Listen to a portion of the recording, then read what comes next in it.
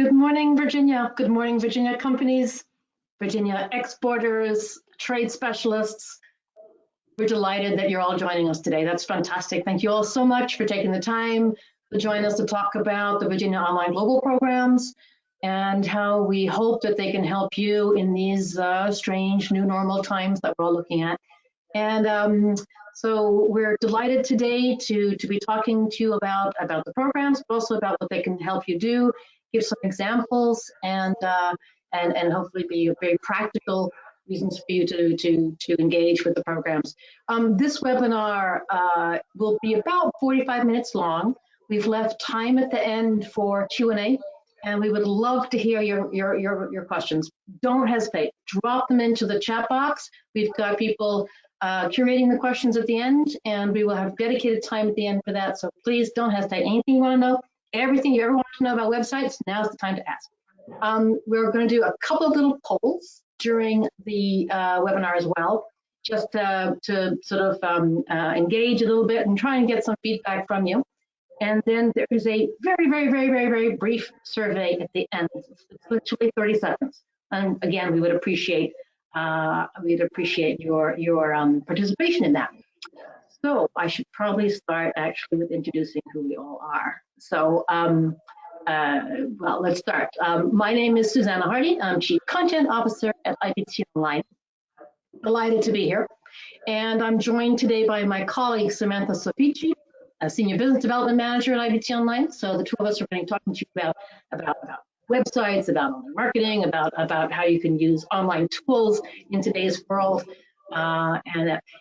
We are really proud to be working with the VEDP, the Virginia Economic Development Partnership, and the Vice President of International Trade, Stephanie, is joining us today, Stephanie Agee, and also Lindsey Bertozzi, the Assistant Vice President of International Trade. And Stephanie is going to be talking a little bit about what the VEDP are doing at the moment, and Lindsey is also going to be talking about some grants and funding that are available for Virginian companies, particularly for what we like to call innovative business tools, in other words, websites and online marketing. So again, you know, if you've got questions, Stephanie and Lindsey are here to help, and we're all about helping Virginian companies get online, use online tools, and you know, burst through the puddle, survive to thrive, thrive to survive, whatever it's called in these days. We are absolutely delighted as well to be joined by Brandy. Brandy Gentry is the marketing manager of a Virginian company called Hartrue, and I'm going to let Brandy introduce the company more, but it is a world leader in its field, born and bred in Virginia, and Brandy's going to tell you a little bit about her experiences about online, why they chose various online tools, what they're hoping to do with that, and so on. So I can see most of you have logged on, which is great. That's fantastic. I'll whip on the introductions. Again, do drop questions into the chat box as we go along, and we look forward to helping all that. A very quick word on who we are as a company. So IBT Online, IBT stands for International Business Technology, and we've been around since 2002 I think it is. So quite a while, and we're a U.S. company, a private company, and we basically do online tools, so websites, online marketing, e-commerce. Those are the core three activities, and we're, as I said, very proud to be working with the state of Virginia to help Virginian companies get international websites that work for them online across the world, that are so-called localized websites, and online marketing for international markets. So let's start today's agenda. We've cut it into sort of 6 big sections, just trying to think sort of, you know, how to split it up really. We're going to start with Stephanie just talking about the VEDP and sort of, I call it a helping hand for Virginia companies, or what the VEDP is doing at the moment, what your state is doing for you at the moment. Then we're going to talk, I'm going to take it back and talk a little bit about why we feel you need to have localized websites in particular as a starting point for online tools. Brandy's then going to give us some of her experiences as a Virginian exporter using online tools, using international websites, thinking about international websites. And then we're going to take it back and tell you about what the various tools are and how you can use them. What are the different ways you can use them? We'll take some case studies as well. Then more detail about the program, and then obviously Q&A time. So without further ado, I'd like to pass over to Stephanie and to talk a little bit about the VEDP. Great. Well, thank you so much, Susanna, and good morning, everyone. We are so glad you've joined us for this webinar today. So our mission at VEDP International Trade is to help Virginia companies succeed in the international marketplace by connecting you with buyers, customers, and countries around the world. In normal times, our advice and our encouragement is for companies looking to find and connect with international customers to get out there and meet them on their turf. Hop on a plane, join us for one of our trade missions, participate in one of our booths at an international trade show, anything to put you directly in front of your potential customers. But as I know I don't have to tell anyone on this webinar today, these are anything but normal times. And normal methods for conducting international business just aren't feasible right now. Connecting with customers virtually and via your company's online presence is now the name of the game, which is why the topic of today's webinar could not be more timely. Making sure that your website is visible, accessible, and searchable for the distributors, representatives, and customers you are trying to attract in your export markets is crucial to your international success right now. And that takes more than just translating your website and setting up a landing page for international customers. IBT Online is a longtime partner of ours, and they are with us today to explain how all of this works, what you need in order to be seen and found online, how to optimize your international online presence, and ensure things like compliance with website accessibility requirements in various countries. We're also going to tell you about the Virginia Online Global Program, which we partner with IBT on to make the internet literally work for you around the world. The best part is at the end of the webinar, we're also going to tell you how your company can access this program and, most importantly, get funding to help pay for it and the great work that IBT Online does. So thanks again for joining us. Thanks so much to IBT for putting the webinar together and for your ongoing partnership. And Susanna, I'll turn it back over to you. Thank you, Stephanie. Great, thank you. So we thought we'd start really with just trying to situate the whole thing and say, you know, what is the online world? What are these localized websites and so on? And I guess just to sort of give out a bigger, broader picture on that. And in the last 6 months, really, the companies we've been talking to have again and again repeated 4 main big topics. The big priorities of this new normal. One of the first ones is obviously, how do we look after employees, right? But there was also concerns about cash flow and costs. There's a lot of discussion about supply chains, reshoring, relocalizing, how to engage with your partners, your in-market partners, your distributors in an active way now. But again and again, it was also about how to generate sales. How do we do exports these days? How do we engage? We used to do, 80% of our international business was driven from the 4 big trade shows we went to a year. We don't go to those trade shows anymore. They're all canceled. How do we do this now? And so that's really what we're going to be focusing on today, is how do you generate sales? How do you generate your exports in a market like today, in today's world? And hopefully further on from that. We're always very grateful for Hootsuite. They provide these great charts and information stats on the use of the global use of internet and so on, which are really handy. So this chart here, we are 7.7 billion people on the planet. Wow, 60% of us, 4.5 billion, are on the internet, and not just like on the internet occasionally. The average amount of time spent per day, 6 hours and 42 minutes. 6 hours and 42 minutes of 4.5 billion people spent online. That's, and this is growing. This is continuing. This is not something got stopped. And that's until July. It's the numbers you have there. So, total population has grown by 1%. Internet use has grown by 8%. Social media use has grown by 10%. So this is by no means a stagnant thing. So this is something that is really ubiquitous. It's really, as I said, 6.5 hours per day online, 4.5 billion people online. Note as well the number of mobile phones, and I should have pointed that out in the last chart actually. But mobile use is now more than PC use, and that's particularly important when we look at mobile first markets. And what are we all doing? We're communicating. That's one of the big things that we're all doing.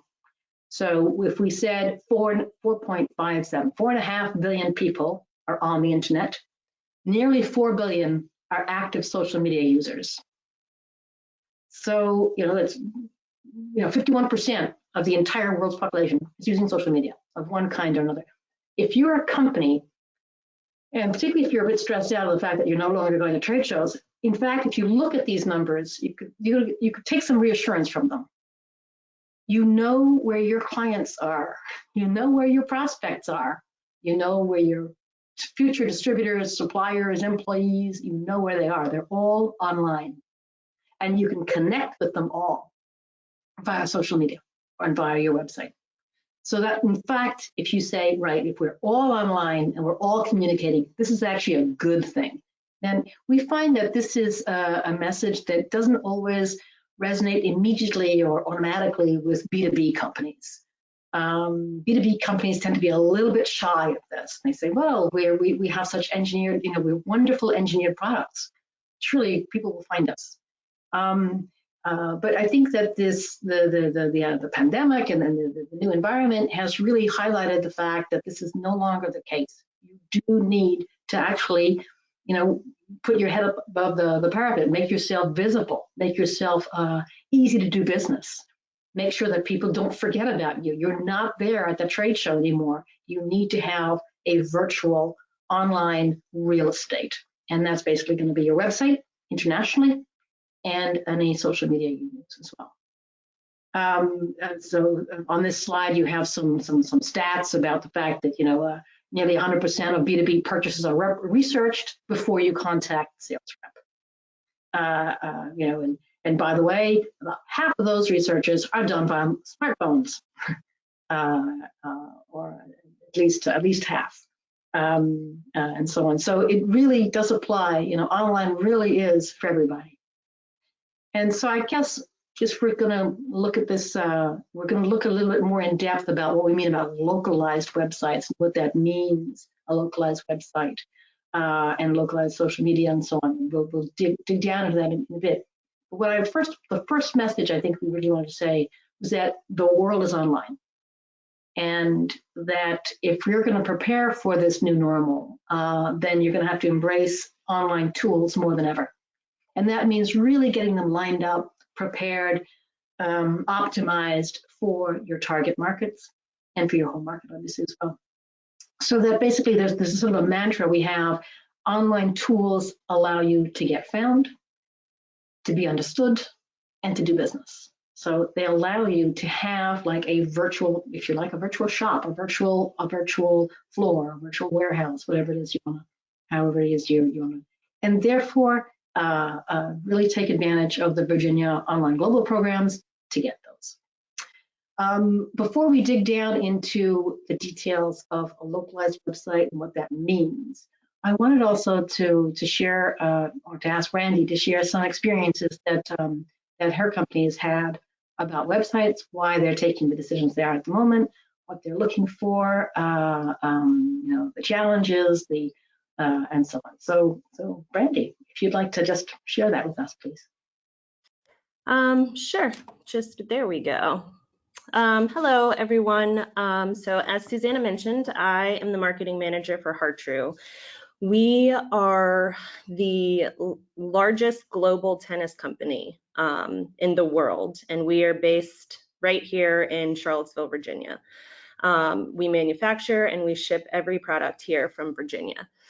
We're the leading shop for tennis court surfaces, consultation, equipment, and accessories. We also have courts in every state in the United States and in 23 countries around the world. While we have products and courts in all of these different countries, we don't necessarily have a strong brand presence. We also don't have feet on the ground. And so what that means for us is the only way to really get in front of these people is to be online. And as Susanna said, everyone is online right now. The pandemic has been, I guess you could say, a gift and a curse, in the sense that I think now with the capabilities, you can reach anybody that you want to. And the only way to do that is through online. And what we've noticed, especially in the international markets, is it's really hard if you don't work with the appropriate partners, if you aren't working with people who know the market. For us in particular, we are getting ready. We have just launched a web store in Germany. We do not have any associates that speak German. So you can imagine the challenges that come along with trying to create a store, create a presence, market your products in a country that you don't even speak their native language. Luckily, we have found IBT, and they have really helped us to accelerate into the German market. We are actually in the process right now of branching into the UK and France. And similar to Germany, we don't really have feet on the ground. We don't have people there that are actively selling. We don't have a way to be in front of these customers without being online. Some of the challenges that go along with having an online store is actually managing it. It takes time to build the stores, but you're not done once the store is up and running. You are in there every single day. You are making optimizations. You're looking for keywords, trying to find the latest and greatest, things that people are actually looking for. The only way to be in front of what you have identified as your target audience is to find out where they are, what they're doing online, what they're looking at. You have a need, or they have a need, and your purpose is to serve that need. So we're very lucky that we have been able to partner with IBT to help us accelerate into these markets. And as you can see, we have, so this is our German website. We are not only targeting people through web stores and online websites, we have social media accounts, we have YouTube, we have Instagram, multiple different platforms that we use to reach a different array of customer. So while it can be intimidating, it can be a lot of work. The payoff at the end is ultimately to increase brand awareness, which will then result in sales. So that's something that we've been working really hard at. Our brand is probably, like I said, one of the strongest brands in tennis, but just because you have a strong brand, that doesn't mean that people automatically know who you are. You still have to put work into portraying what your brand means, why people should buy from you, especially in markets like Germany, the United Kingdom, and France, because these countries are so different from the US. You have to show them that they can trust you, that you are competent, that you are in this market for the long run. And if you can't do that, you aren't going to be successful. So like I said, it does take a lot of work. It does take a lot of time. It does take a lot of energy, but it's so rewarding, and seeing the fruits of your labor like come to life when you get those sales. You get the instant notification. Somebody just placed I can't tell you how excited we were the first order that we got in Germany. We're like, oh my God, is this real? So it takes some time, but it takes a lot of effort. You have to be in there every day. You have to stay on your Q&As, and the results will come. Brandy, thank you so much for that. I will also say that Brandy is very, very kind of you to say all those things about IVT, but she's a terrific product manager for her marketing side. And I'm very pleased to say also Brandy's going to stick around for a little while because I just had there's a bunch of questions that have just come in. I think your experience is going to be really a lot of people looking at what you've been doing and are interested in pursuing that. Before we start any further, before we go on into what the online tools are and what localization means, I want to ask the audience a quick question. So if you could just grab your mouses, and we just would like to know, what are your top target markets at the moment? And I apologize, there are only 5, I can only put in 5 areas. So I've grouped Middle East, India, and Africa in one. But I was trying to say, where are you most interested at the moment? And you can click on several if you have an interest there. I can give you a little bit of feedback because you seem to be very reactive. Thank you very much for that. So most of you have actually already replied. There's a big preference for Europe. I can tell you that. There's a lot of you who are looking at Europe. That's the most popular destination as far as I can see at the moment.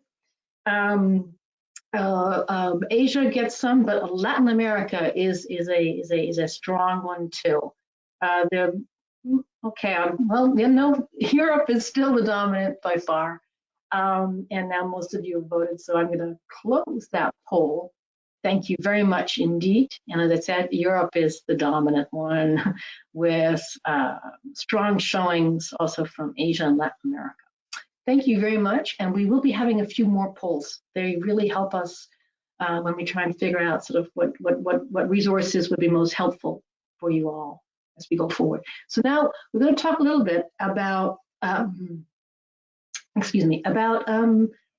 what are online tools. And maybe also Samantha could help us with this one. Samantha? Yes, thanks, Susanna. Hi, everyone. Thanks for having me today. So the core online business development tools, we tend to divide the tools into 2 interrelated pieces. The first one being your website and the second piece being online marketing. So there was a time where it was okay to just kind of come into your core domestic US website and update it, maybe throw up a blog, maybe once or twice a year, have your webmaster, your web design company go in and kind of refresh your SEO. But now that everybody and their mother has a website, it seems like it's just not that easy. It's a little bit more competitive. So you still need a really good core US website with updated SEO. But it just needs to be regularly checked up on, and you need an online marketing strategy kind of behind it in order to support your US website and also your international sites. So in an ideal world, this is what it would look like. So you would have your US domestic website, and it'll have its own communication policy surrounding it. So SEO and social media to draw in clients from the US to your US website and do business there. And then for your international clients and prospects, you need a similar online environment, or a sort of digital real estate. So let's say you're targeting the French market and the Brazilian market. Then you also need dedicated localized websites that act as a sort of springboard or a sounding board for your communications. And it can all feed back to your US website, which should be linked regardless. Brand consistency in this sort of strategy is very important. So your Brazil or your French websites should look and feel very similar or the same as your US website, but just localized for Brazil and France. Then your online communications can be effective in those specific markets, and people will actually be able to recognize your brand and your brand name and your sort of look and feel. So as a takeaway, make sure that you have your localized websites first, and then support it by your international online marketing. So a website can act as real estate with clear goals, clear buyer's journey, clear metrics, and all the other essentials that we will be talking about. And the reason for this is because the online world is always searcher-centric. So your company might be producing the best widgets in the world, the best product in the world, but if you're not communicating that correctly with search engines, then you're pretty much invisible. You will not be found. So for all things online, you have to put the customer in the center. And this is essentially what we mean when we talk about a localized presence. Whether that's for your website or your marketing or an e-commerce platform, the best way to illustrate this and the best way to really understand why this is to take a look at the global leader, Google.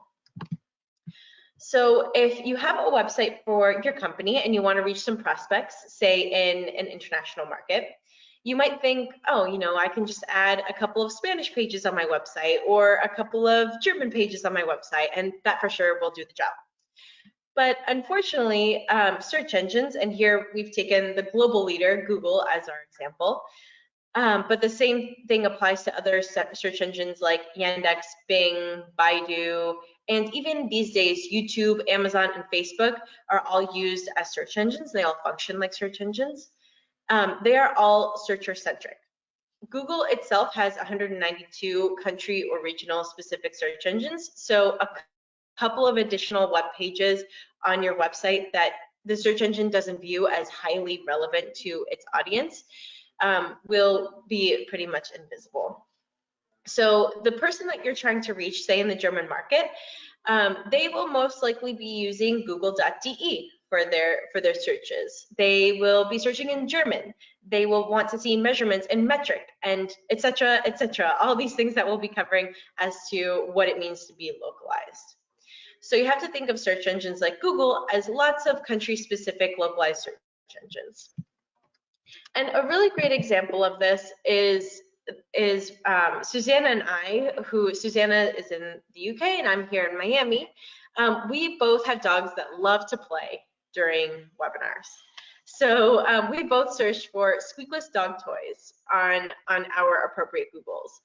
And Google provided results that were relevant to each specific user. So I got things that I'm very familiar with, like Chewy.com, Amazon.com, and even Yahoo came up with a really relevant little piece of content like a blog. And then Susanna got things I've never heard of, like barksandbunnies.co.uk, timeforpause.co.uk, and even Amazon was localized with amazon.co.uk. So the same search on different search engines gave us different results, which makes sense. But you have to keep in mind that translation and keyword research is only one aspect of having a localized site. In order for search engines to find you, you have to make it as easy as possible for it to realize that the website is for that specific market. For example, Google has a search index of hundreds of billions of pages that it literally has to comb through in order to figure out what is most relevant to the searcher in a matter of milliseconds. So you have to make it really easy on Google to recognize that that website is specifically for that specific country. And this includes things like hosting within the target market, registering domain names, making sure that your websites are compliant to the standards, among other things that you see listed here. And one of the things that I think is worth bringing up is keyword research. So this goes hand in hand with search engines and with translation, but you have to be really, really careful as to how you translate your material. And here's a really great example as to why. So you need to understand who you're reaching, who your buyer persona is to make sure that the language that you're using is relevant to that specific customer. So in this example, we have car in Spanish in two ways. So auto and coche. If you are a company that sells parts or trinkets for cars and you're selling into Mexico, you need to make sure you are using auto in your translation. On the other hand, if you're going into Spain, you want to make sure that you're using coche in your translation, because 91% of people in Spain use the word coche versus 9% who use auto.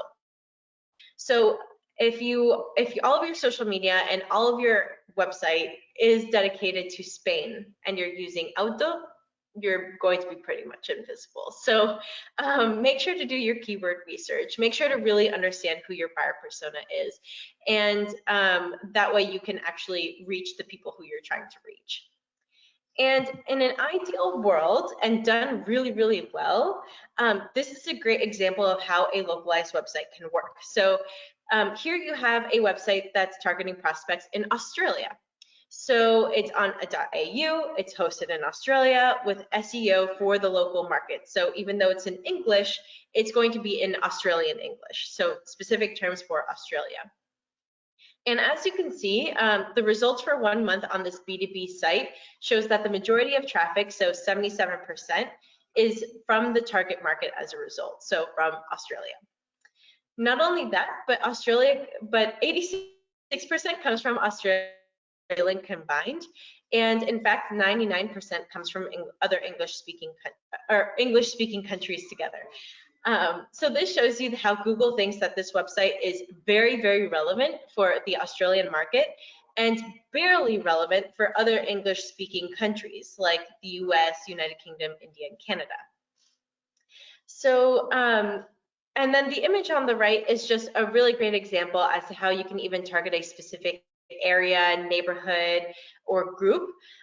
So now I want to just pass over to Susanna, who will talk to you guys about how your website can shift depending on what your goals are for that specific market. So Susanna. Thanks very much, Samantha. Thank you. So I hope you all have a bit more understanding of what localized means and how specific you can get there. I wanted to step back a second also and talk to you a little bit about or give you some feedback about some of the things that we find for companies. What are the big motivators that companies have for getting international websites? And I guess there are three that come back again and again. The first one really is brand awareness. We heard Brandy actually talking about that for HeartTrue. So brand awareness is really a long-term goal.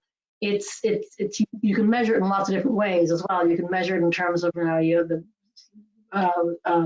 visitors to your website or number of inquiries or whatever. But long term, you really measure it by the ability to have some control over your pricing.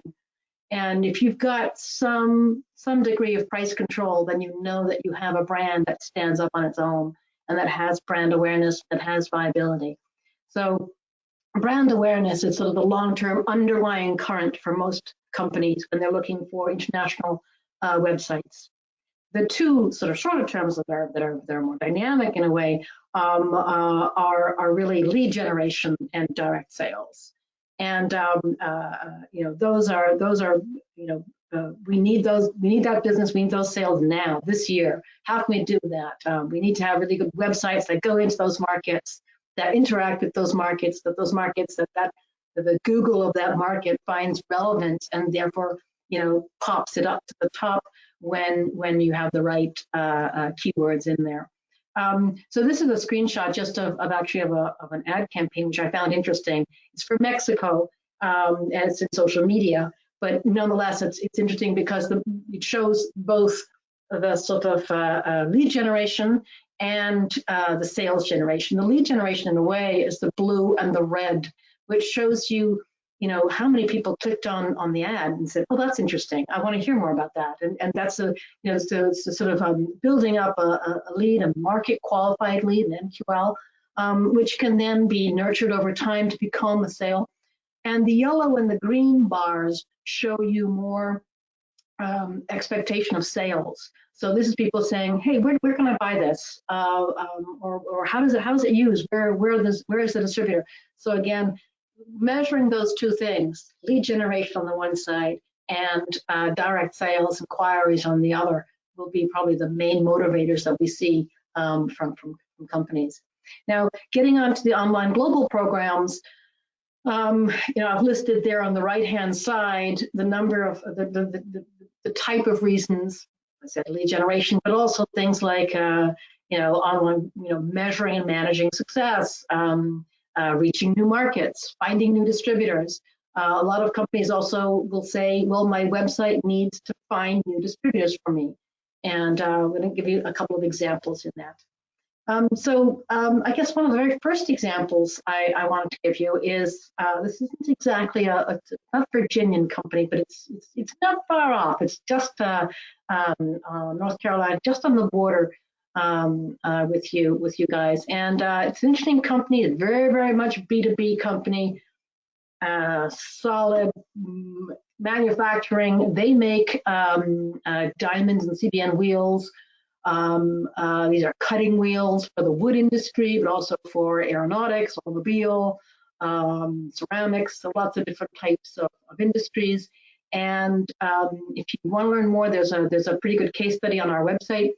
But the CEO of it really came to us and said, well, 3/4 of our sales is generated by our salesmen going into the customer's shop floor, their warehouses, and on the floor in the client's manufacturing facilities, face to face, talking about diamond and CBN wheels. That stopped this year. So what do? How could we do it? We can't just sit there doing nothing. We need, our trade shows are gone. We're not doing corporate visits anymore. What do? And so they decided to go full out in terms of their website. And they moved their existing US website from something which was done over a decade, well over a decade ago. It was pretty simple, into something which really spoke to them now and here in the 21st century. It portrays their brand that they wanted to portray, very much embedded into their local community, but also highly advanced. And at the same time, they said, we need to really stamp and make sure that we have a strong visibility in our two key markets, Canada and Mexico. Let's get there. Let's go there. And so we built Canada, Mexico, and their US website for them at the same time. The next one I wanted to show you was basically about a company who uses their website and international websites for lead generation to push leads to their distributors, to generate leads for their local distributors in the various markets. It also allows them, using their website in this way, also allows them to have visibility on their end clients. And that was seen as very important as well. And again, if you want to hear more, we have some testimonials and some videos on our website directly about that. The next one I wanted to show you was really a company who said, we know that China is a huge potential market for us, and we're not getting any sales there, and we're wondering why. And basically, they said, okay, we're going to try out a Chinese website. And so this Chinese website for them, and within 3 months, they had their biggest ever deal in China and are doing very well there now. And there were two reasons why the clients liked this. One, it showed long-term commitment to the market.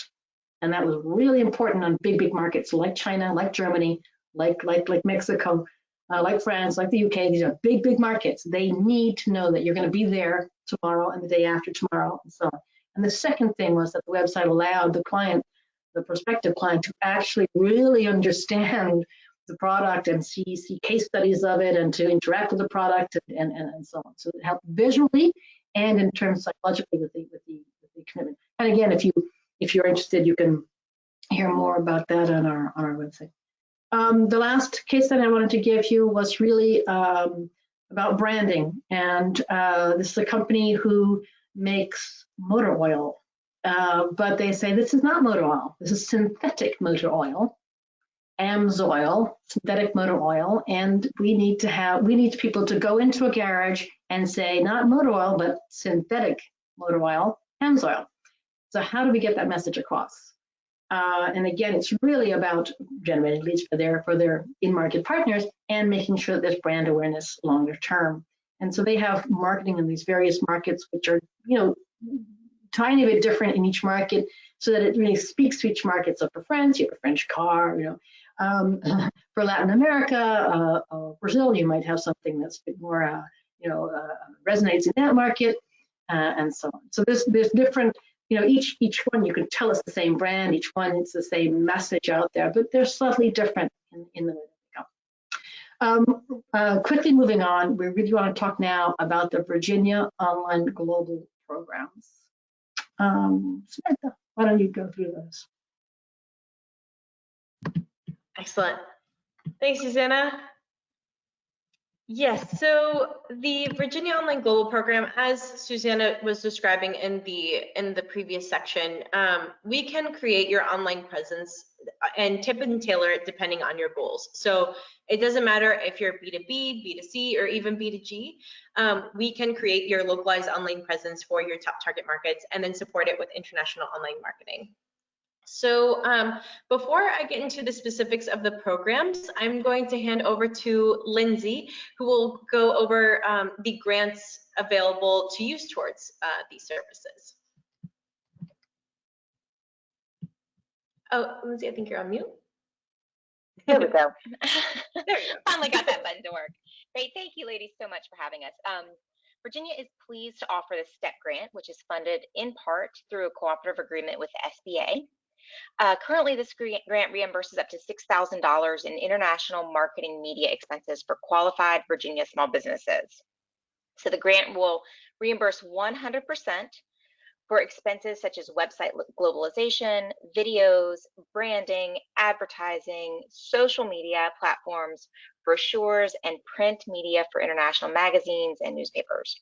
There are limited slots available and the application process is competitive, but if you have questions, please let us know. We would love to help you take advantage of this opportunity.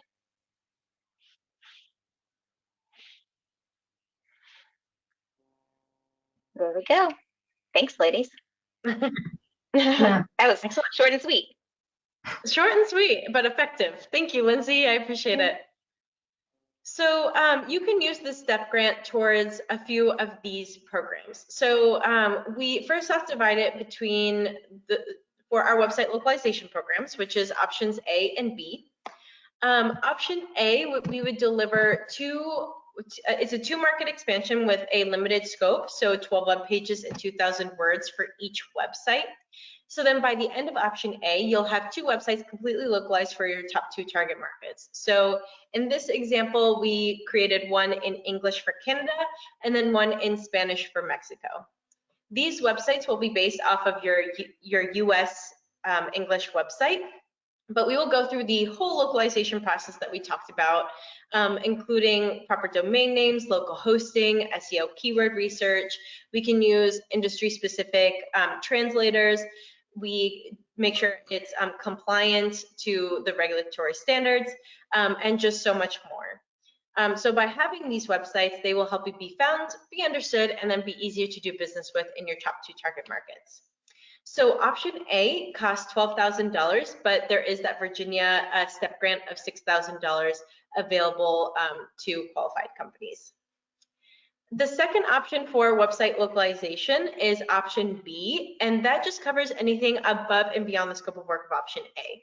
So say, for example, you want a whole website redesign like ASI did, or maybe you want one website, but very, very large in scope. So, 30 web pages and 10,000 words. Then that would be option B. It would just be a customized scope. And it would be same thing based off of your US website. And the budget would be determined by what your scope of work really is. Samantha, let me launch a poll if I may. So we're going to launch a quick poll just to ask you all if that's of interest to you. So either the option A, which would be, two websites in any 2 markets that you're interested in. It can be Middle East and France, any 2 markets, fully optimized, fully localized for those markets. Or if you're interested in option B, which is much more sort of like, well, that doesn't fit what I want. I want one huge website, or I want a whole new web design for my international markets, and so on. So that's if this is something that's of interest to you, please let us know, and we can circle back to you. And you can see that some of you are still looking at things, but okay, fantastic. Thank you very, very much for that enthusiastic response. We will be circling back with more information on it. And with that, I think I'm going to close the poll, but I really appreciate that. Thank you very much. We're really delighted with the response. So, Samantha. Let me move the slide forward if I can find the mouse. Here we go. Thank you. Yeah. Yes. So then option C and option E. Option C has to do with international online marketing. So once you have that digital real estate that we were talking about, that localized website, we have a program that will be able to support it on a monthly ongoing basis. So through search engine optimization, social media marketing, and reporting and analytics for option C, where we aim to be kind of like your in-house, out-house marketing team to support your localized presence. And then option E has to do with e-commerce. Hold on, Samantha. Can I, again, I want to launch a quick poll. Sorry to interrupt you, but I just want to go a quick poll there. Again, just to collect, if there's anybody there who's particularly interested in the online marketing side of it, whether that's search engine marketing, social media marketing, all the reporting and analytics that go with it. If you have an interest in the marketing side as well, or different from the websites, please let us know, and we can go back to you. And again, we're delighted to see the response of that. There's obviously a lot of demand also for the marketing. That's terrific. Thank you very much. So I'm going to close that poll and turn back to Samantha. Excellent. So then option E has to do with any company who's interested in e-commerce, having their own localized e-commerce platform like Heart2 did. So they participated in option E, where they got a localized German e-commerce platform for their German market. We will go through the whole localization process. We will make sure to set up the proper CMS system, so whether that's through Magento or Shopify, WooCommerce, and we will make sure to have the appropriate plugins, make sure that a functioning cart, everything that is necessary to make it as easy as possible for somebody to make a purchase from you in that localized, in that international market. And there is STEP funding available for Virginia companies as well. And Samantha, guess what? My final poll on this, again, if you're particularly interested in e-commerce, that's very interesting to us. We'd love to hear more about that. And if you'd like us to contact you and get you more information about the e-commerce and what that means, how many SKUs, what price, and different platforms that we work with, we're pretty agnostic actually with regards to platforms. If you're integrating that into an ERP, and all of that, we can talk about that and give you more information. And again, I'm delighted to see the response. It's very encouraging, and thank you very, very much indeed. Right, I'm going to close that last poll, and then we're just going to, as I said, we do have some space as well for question and answer. So that close that poll, and there we go. Sort of, we wanted to give a bit of a summary, and then we have some Q&A that have come in as well, which we will get to. So in terms of sort of big takeaways that we would like to say, sort of, in terms of takeaways, I guess for us, I hate the expression new normal, but that seems to be, it sums it up in a neat way.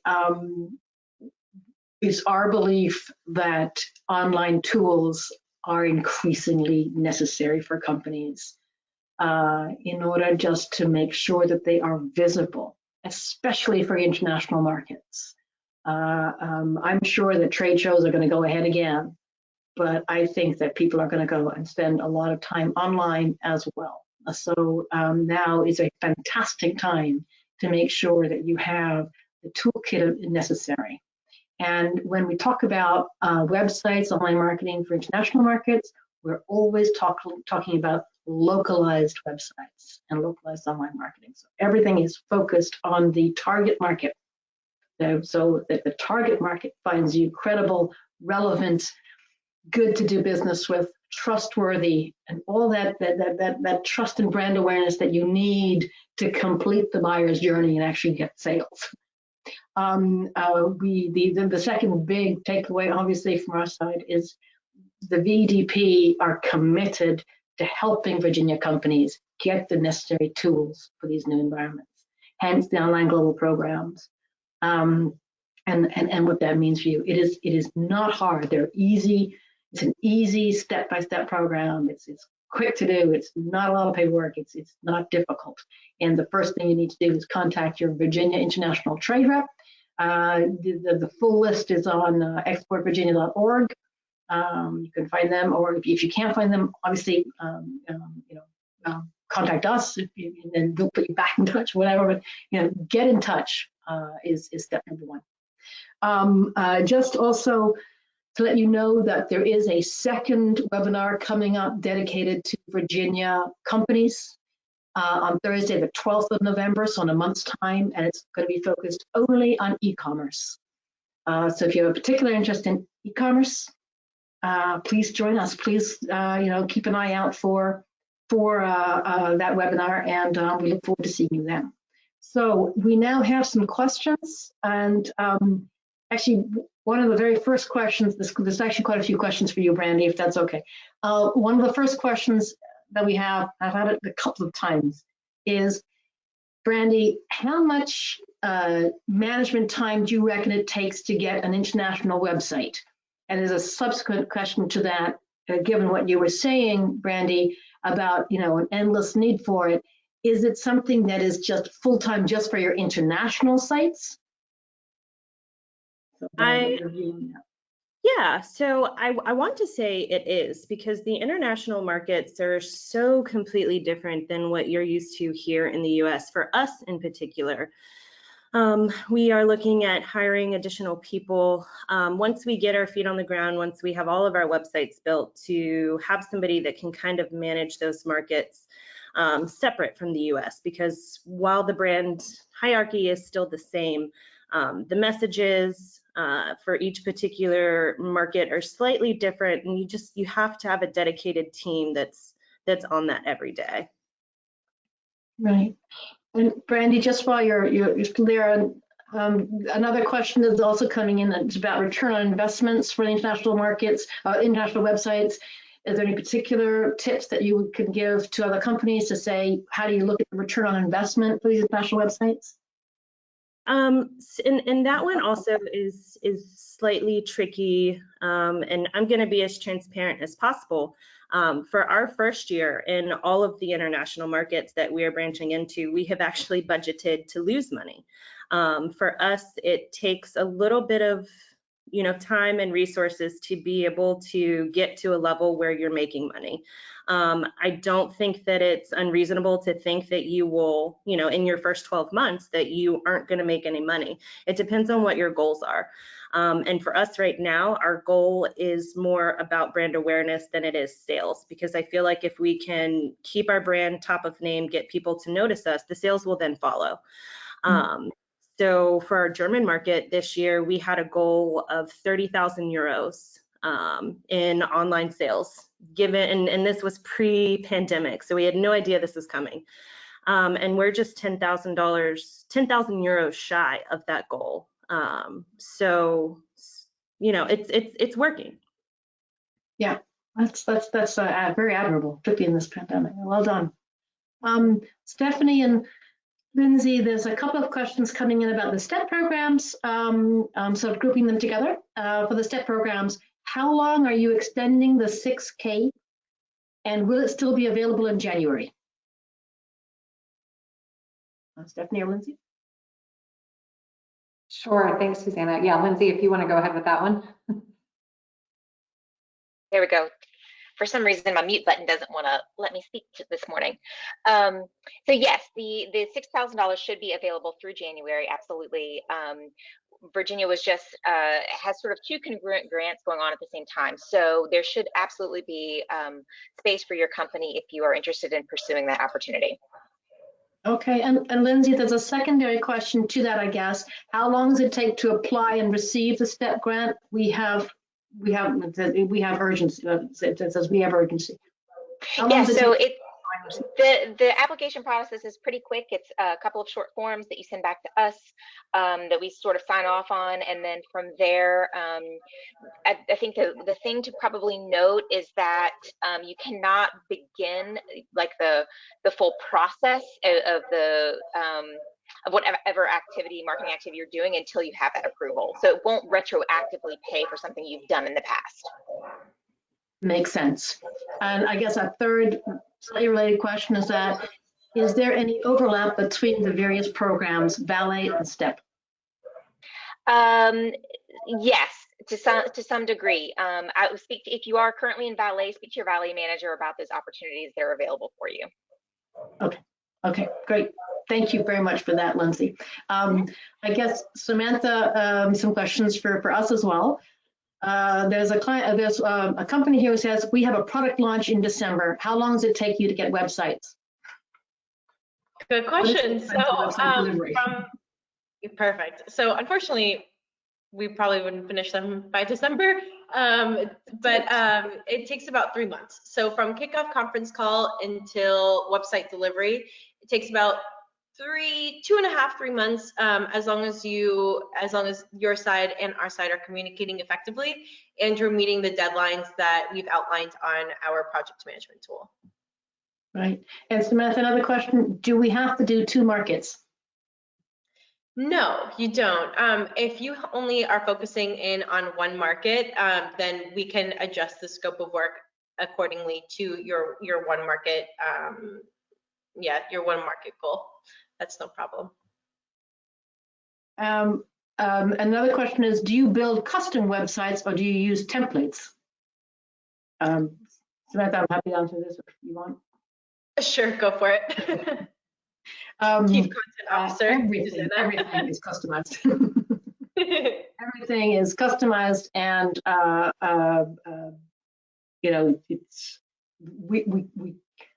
we'll take it off your US website as such. I mean, we're going to make it look like your US website, the same fonts, the same color, the same logo, the same videos, or the same layouts. But we build from scratch up a website for you in the various markets. We can't use templates because we have to localize them technically from the back end, as it were, from the website as well. It's just the visual front end. So there's no template. Okay.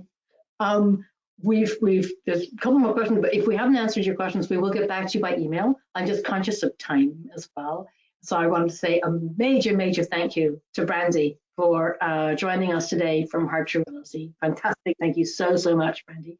Also to Stephanie and Lindsey and all the VEDP team who do such amazing work and are endlessly supportive of Virginian companies. Thank you all so much for giving us this opportunity as well to talk to Virginian companies about some of the online tools that are available and that we really hope helps them reach out and drive their business forward.